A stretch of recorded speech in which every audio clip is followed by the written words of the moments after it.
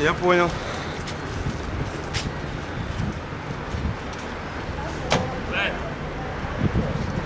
Там помогать что-то? Я же говорю, я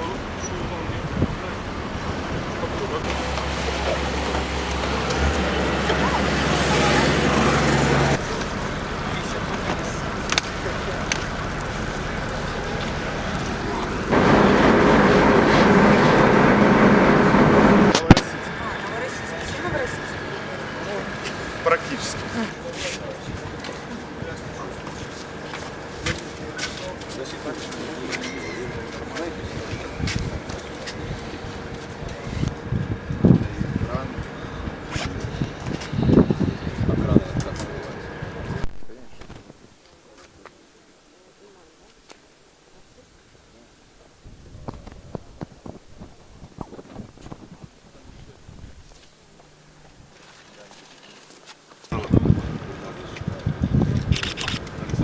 Скажет, где вы все находитесь, да.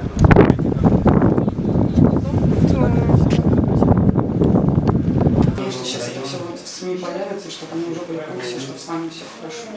Красноармейский район. Ой, еще написала. Вас, по-моему, написала, да?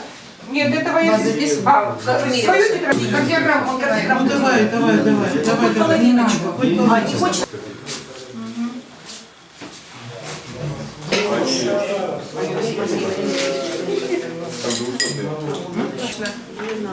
Однозначно, Светочка.